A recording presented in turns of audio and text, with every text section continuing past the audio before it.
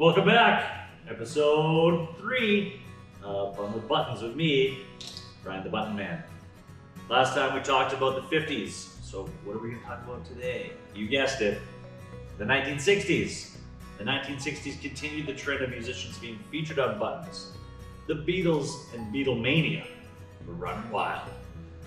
My mom's favorite was always Ringo, so here's for you, Ma. 60s and 70s were a time of great change in our society as well.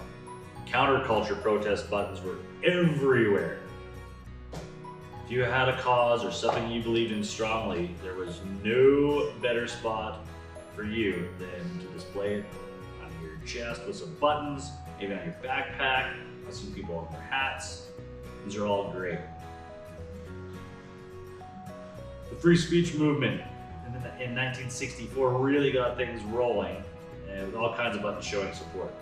So we had gay rights, women's rights, ending racism, legalizing LSD, sexual freedom, and of course ending the war in Vietnam were all causes that people helped by displaying them proudly on buttons. Show everybody what you stand for, what you believe in. This is simple. This is Unfortunately, buttons have also been used for political campaigns since their inception. I'm not going to get into it too much. I'm going to show some examples as we go because this has been a real main thing in my research of buttons. Every time I type it in, I'm getting some sort of presidential campaign. So we'll show you a couple. We'll start off in the 60s with JFK, Nixon, these kind of things. So there you have it. That's about all I got for the 60s for you right now. Stay tuned for next episode where, you guessed it, we're gonna talk about the 70s.